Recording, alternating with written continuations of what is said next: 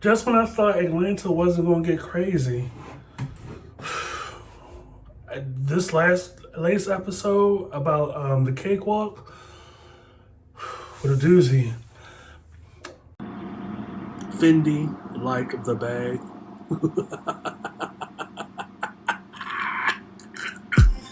This is the I Refuse podcast. This is Mr. Fox, the I Refuse podcast. I am back again with another exciting recap or review of the latest Atlanta episode, season 3. I believe we're at episode 8 at this point. Training to the Bone. I did my review for that one. That was something. Now we're circling back to an episode that features the four leads. The 3 leads. I don't believe Zazie Beetz / Van is in this one. So the guys, I believe, are still overseas. I believe they're in Amsterdam at this point. The episode opens up with Darius and PaperBoi at what seems to be a coffee shop or a pastry shop or one of the two. They're having a brief conversation. PaperBoi offers, I believe, to pay the bill. But by the time that Darius responds, the bill's already paid. Like, Darius offers to pay half, but the bill's already been paid. At some point, Ern walks in with his laptop. He's at a safe distance, and he has 2 tickets for both of them to attend, I believe, an art showing or a festival of some kind. So they accept the tickets, and before they leave, Darius mentions that they're on their search for psychological expanding apparatuses, which is street code for sweet leaf, 420 hash, blah, blah, blah, blah, blah. So at some point they acquire some and they start taking them. Darius's high starts to wear off, whereas PaperBoi's high starts to intensify, thus making him a little paranoid. At some point, Darius and PaperBoi get separated, and leaving Darius to venture on his own. So keep in mind that Darius has / PaperBoi has on a purple hat. The beginning of the episode, he's had this purple hat on since sitting with Darius, and Darius had complimented him on it. He thought it was a good look. So PaperBoi has on this purple hat that Darius had complimented him on earlier at the cafe, right? PaperBoi is walking down. His high is starting to get a little weird. He saw a dead mouse that was moving. He was thinking about the rap music and everything. It makes him not want to rap and all this other stuff. Shit starts to really get trippy. At some point, while walking down, there are these 3, I believe, British white boys that are at the top behind him. And they notice him. And he's like, one of them is like, "Hey, is that PaperBoi?" So PaperBoi is like, he starts to speed walk, tries to ignore them, and he shakes them around the corner. And he by going into a building, and he looks out the crack of the door and sees the 3 of them looking around for him. And they eventually give up and decide to snatch a baby out of a stroller nearby. Evil ass white boys. Snatches the baby, starts to run and throw the baby towards one of the other boys, and they run. So what starts off as a dark room actually the paperboy comes, walks in further, and I thought, okay, maybe this is like some kind of drama classes or something. Because you got this white woman, like, under this orange light, like, giving this performance. And she is somehow involving Paperboy in this performance. And he's just, like, looking around like, what the fuck is going on? Turns out it's one of those moving exhibits, performative art kind of things. The rest of the lights come on, and it turns out that Paperboy is in a museum. There's a lot going on, really, and he's making his way through the gallery. And at some point, there is this woman that throughout her appearance and after this point in the episode is unabashedly and harshly causing Paperboy to second guess the choices he's made professionally, as far as the rap profession, the people he has around him, that are they there sincerely for him, or are they just there for the clout and the money and the benefits and the perks that come with being associated with a rap musician. She starts off just getting in his mind, making him kind of second guess his own existence as a rap musician. And then she starts to clown him for the hat, and which, like I said earlier, Darius had complimented him on. So he's defensive about that, which is justifiable at that point. So the embodiment of this female character is that of, like, the industry groupie.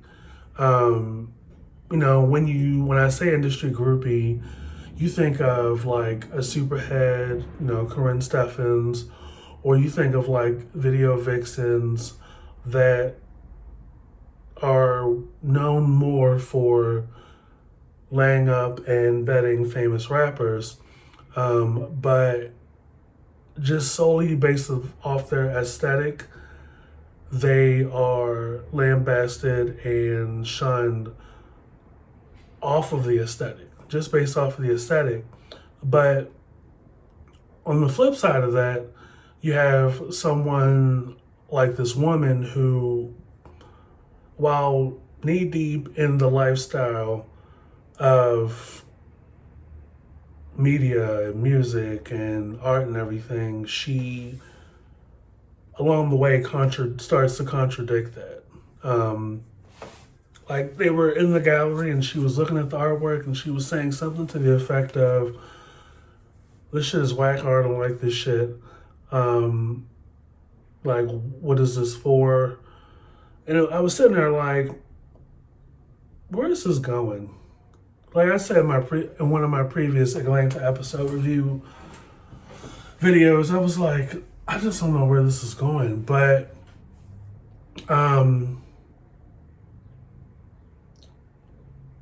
earlier, I'm going to go back a little bit. Before Darius and PaperBoi went their separate ways or got, lost track of each other, they both were walking down. They just came out of the coffee place or the pastry place. They were walking down the street, and PaperBoi had heard this whimpering from behind him over his right shoulder, and he sees a person leaning up against the building in the doorway. with a goofy hat on, and they're shivering and they're in the blanket and everything. And Darius says to him, pay that person no mind. You don't want to end up like them. So fast forward to PaperBoi being in the museum with this woman. Pretty girl with curly hair. And did you catch the outfit she had on? Like, she had nothing on as a top except a mesh top or a mesh blouse with like 2 buttons. That was quite the view before things really came around full circle in the episode. But at some point, there are little things that in this episode that were interesting, so to speak. There's the scene where this groupie girl ends up taking PaperBoi to what looks to be like a little club of some sort, and they're sitting in the booth with 2 other people. At some point, she gets up and goes someplace else, and the one guy is insinuating that this girl does this with all the guys, and the woman demands that PaperBoi first ask him if he knew who Dua Lipa was, and he was like, no. I guess she was under the assumption that just because he's in the industry that he just knows everybody in the industry. And she tells him, protect her at all costs, like it's his responsibility. Why would she say that? Like, is it because he's big and burly? You thought he was security or something? And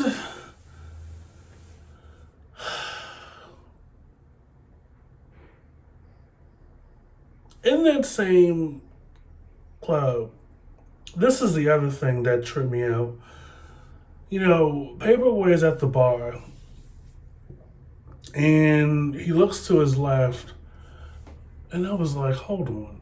As the conversation's going with this guy, it's like, hold on. Is that Liam Neeson? Sure is. And I was like, I think I know where this is going. And the moment that PaperBoi caught himself from saying the N-word, I was like, I know exactly where this is going. So, if y'all remember, probably at the beginning of the pandemic or leading right up to it, Liam Neeson was on a morning show, and I guess he was doing, I think, a press junket for one of his movies. I think it was like Taken 12 or something. He was doing, during the course of this interview on this morning show, I guess he felt the need to relay an anecdote where during his youth, one of his female friends got attacked back in his home country. And he said out of his face without flinching that he got so upset that he wanted to find any black person he could find and kill him. Now, y'all know the optics were just not good for him for a while. And it was a shame because I think he had just did Widows with Viola Davis. I was like, damn. Like, I really wanted to see that, but that was not good. So I was like, okay, I see that this situation is kind of a send up to that. So the nature of the conversation between PaperBoi and Liam Neeson is one where we kind of, when I say we, like black people, expect to and wholeheartedly hold white people's feet to the fire.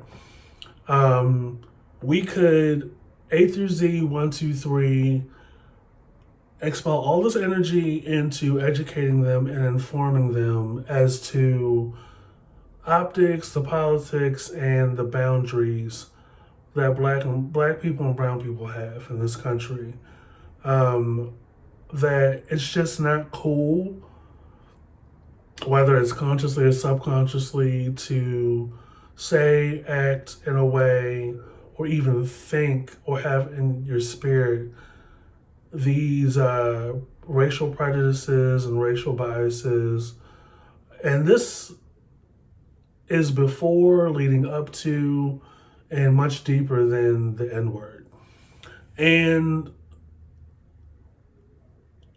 the takeaway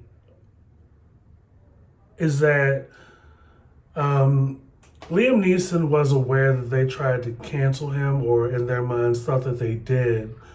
But Liam Neeson said something to the effect of, the good thing and the bad thing about being a white person is that you're not, although you're expected to learn anything, to learn something or anything, you don't have to.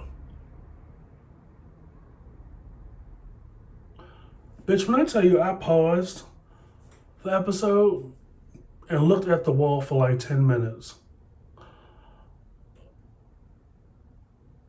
Like, it was like an Uno reverse card moment for me, because that is a very dangerous reality. Like, there's always pressure or an expectation for us to learn because people are of the attitude that we're less than.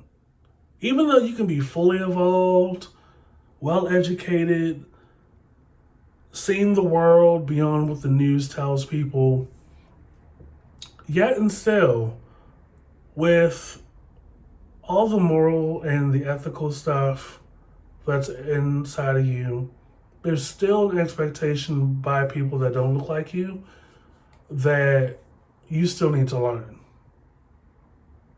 And it's from a perspective or a position of power, supremacy, and ego. Whereas our white counterparts, we could expel as much energy and positively and maturely and conducively and in a productive way.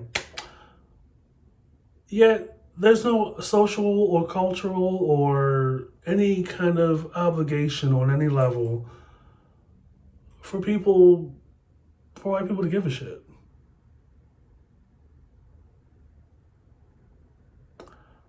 That part hit me. I was like, that is so accurate. And with that, it begged me to think even deeper. Because I watched the episode, and for like a day or two, because I watched it on Friday, a day or two, I sat on that. I was like, oh, wow. That's deep. That's deep and accurate as fuck. And it's so interesting because, A, it came from Liam Neeson. And for a lot of us that watch movies and watch TV and stuff, the most recent thing we associate with Liam Neeson going into this episode is that controversy around his appearance in that morning show, which was, I think, a year or so ago. So it was fitting because it showed that canceling doesn't necessarily work on white people. And I can tell you that it doesn't work on black people either. It doesn't work on white people because, A, people live and forget. And the power, as history has repeatedly shown, will always be on the white person's side. So with that, there's no obligation to change. They can apologize and we can forgive them. But they have no obligation and there's no expectation or standard for them to be held to that. Because I'll say this, we forgive too easily. We forgive too easily and we're too understanding. And too much understanding makes us look over the disrespect, look past the disrespect. And I think I said either in an earlier episode on the podcast that when we look over the disrespect or we're too forgiving or too understanding, they know they don't have to change. I did forget what the fuck I said on that episode, but I know I was thinking about this when I said it. But yeah, if you go over to the streaming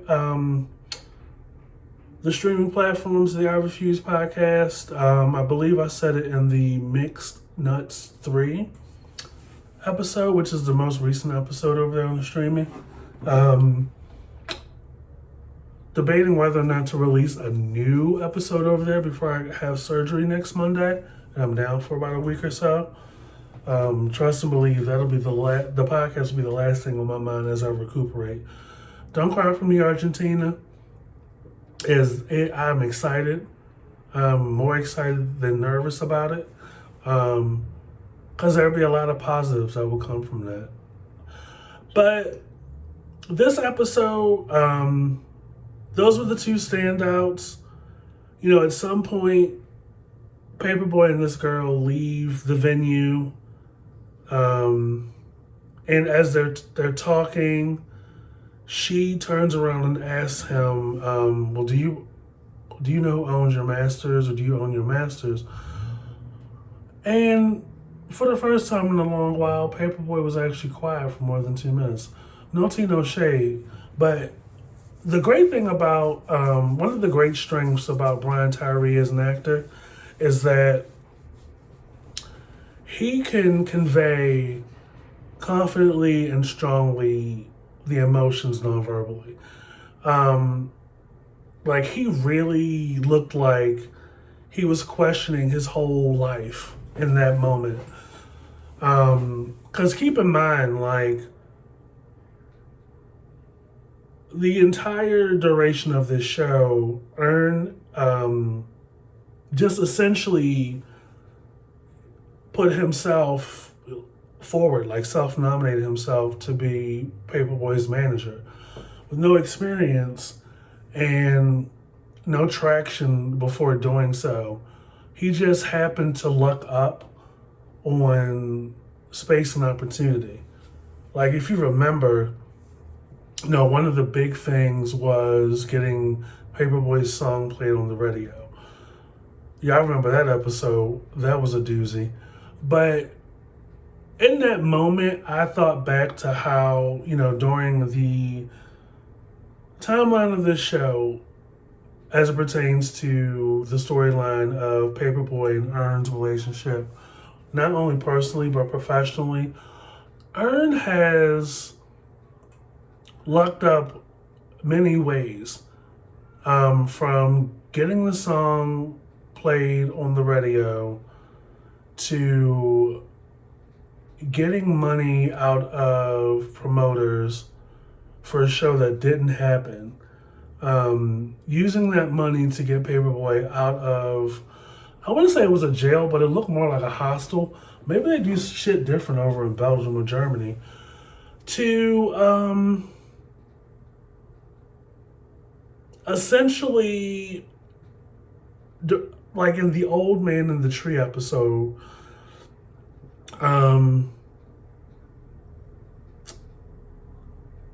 giving PaperBoi the space and the opportunity to figure out other means to get the value back on his investment. Like, he lost the rest of the money that they got from the show that he did for a little bit. I think he got more money from the show that didn't happen. But the episode with the kid and the guitar, chaotic as hell. And then the old man in the tree, like, he lost the rest of his money, but he was able to just, they were able to just boost and loot the place on their way out as retribution. But yeah, like, when she asked him that, I was like, wait a minute. I thought about Ern. I was like, he's lucked up on so much for PaperBoi, and PaperBoi in turn is kind of lucked up. I think the apex of them lucking up was the episode where they were at the fashion house. I think that was 2 episodes ago. They were at the fashion house, and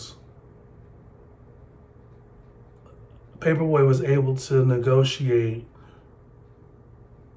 a leverage where it's like, all right, it's not about my just give me clothes for 2 or 3 years and I'll do such. Only thing is, ended up backfiring on him, and they ended up not using his whole TikTok or Snapchat commercial that he made. They took the concept and I think used his voice as voiceover for a gentrified version of the idea. That shit was hilarious. But yeah, like, just as soon as he had answered that question, he started to lose his motor skills and his ability. And I was like, damn, this bitch done put some in his drink or drugged him somehow. And he has on the Goofy hat. She made him she made a strong enough impression as they're navigating through the rest of this episode to influence PaperBoi not to do away with the purple hat. And she did it in a way that was based on philosophy and made him put on this Goofy hat.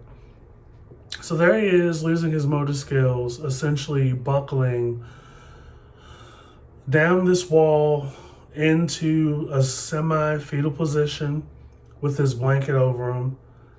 And lo and behold, what happens next? Darius and a body what seems to be PaperBoi, it's only his body in the frame, walk by. And the same conversation that happened earlier where Darius was telling PaperBoi, oh, he's homeless, don't pay attention to him, is the same conversation that's happening right in front of PaperBoi. So creepy.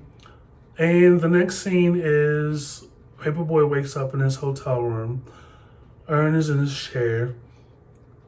PaperBoi's been asleep for 10 hours.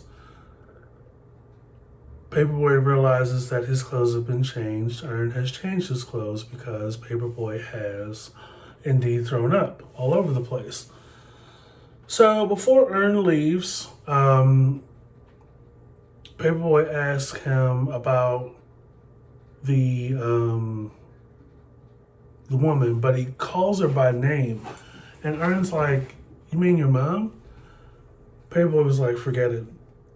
But before Ern leaves, PaperBoi asks him a question. He was like, do I own my masters? And Ern says, yeah, of course you do. And PaperBoi was like, okay, cool. And Ern leaves. All right, so before I get out of here, the third thing that was interesting to me was that Ern thought that PaperBoi was referring to his mom when he said the woman's name, which there's definitely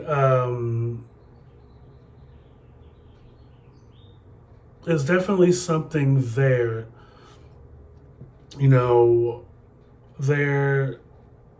So in this episode,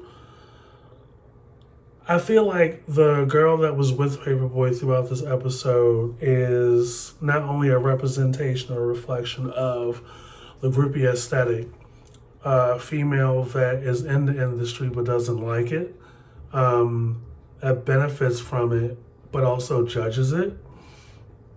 But she also, with her line of questioning and her getting into Paperboy's mind and heart, is a representation of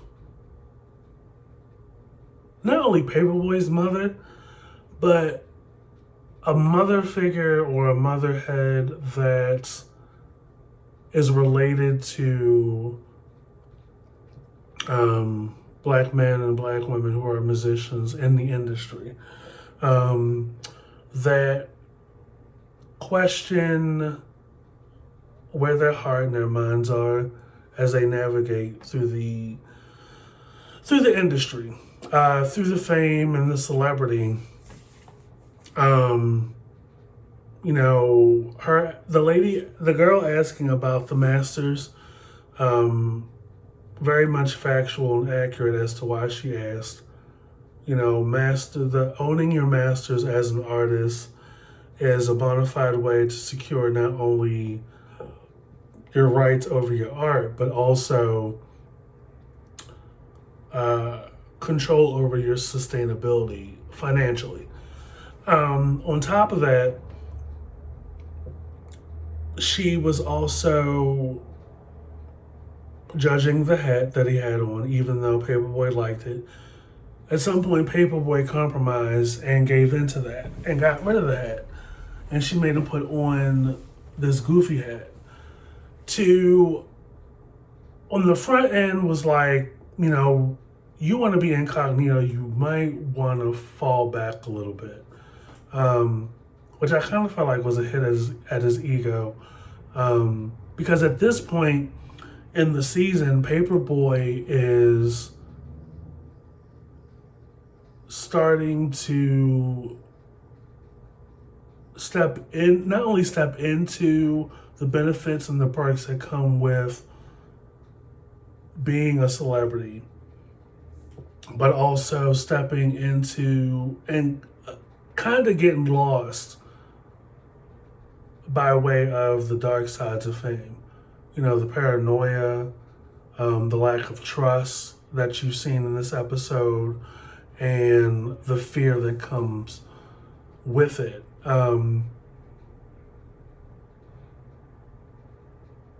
The paranoia in this episode started to come in right around the dead rat. And I think the high was a metaphor for the paranoia. And I believe that the struggles that come with you like being recognized, but you also don't at the same time. He had the purple hat on and he had the chains on and stuff, clearly to be seen, right? But the paranoia kicked up a notch by the time those three British kids had noticed him from the back, and he instantly went into panic mode.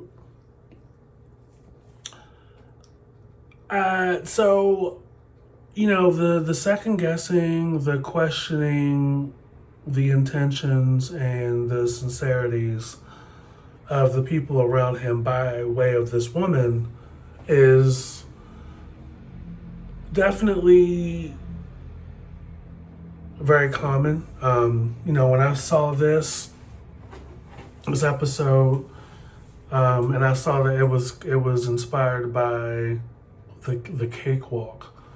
For those of you that don't know, the cakewalk traces back to slavery when slaves in the company of masters and their company and everything would be tasked to dance or perform well into the late night for a treat. And oftentimes the treat was cake. So examining that, it's kind of ironic, given that we've been saying for so long, oh, if something's easy, it's a cakewalk. Well, historically, it's not. It's not easy.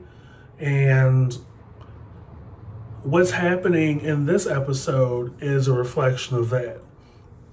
Like, you think maybe once upon a time, PaperBoi thought it was going to be easy, right? Like, I'm going to make a couple of songs, do a couple of videos, and the money will just pile in hand over fist those first couple of episodes in the first season. But the first season, PaperBoi was a frustrated motherfucker, like a frustrated artist. Like, why is this not happening fast enough? Like, Ern, what are you doing? Why is this, he was on Ern's back the first season a lot because things weren't happening for him. So here you have it that they're actually international this season. And, aesthetically, physically, or, externally, PaperBoi is enjoying the perks. Oh, I'm in bed with the two girls. I'm at this billionaire's house where, like, you're walking through the decoy, but you get behind that door, it's a whole nother story. I'm playing poker with, these rich dudes that have all these chips, which it's all smoke and mirrors because nobody really had the money, but they ended up taking his. Catch that tea. Oh, this fashion house, they'll give me all these clothes for the next 2 or 3 years, and all I gotta do is this commercial, but the shit backfires, and then I end up at this round table where these activists want to piggyback or bandwagon off of my name and my brand to give this false narrative or this false representation to the masses that they're down for the cause. But the real deal is, shout out to Black Lives Matter and their $6 million house, they're not in it for the merit and the community, and they're not really down.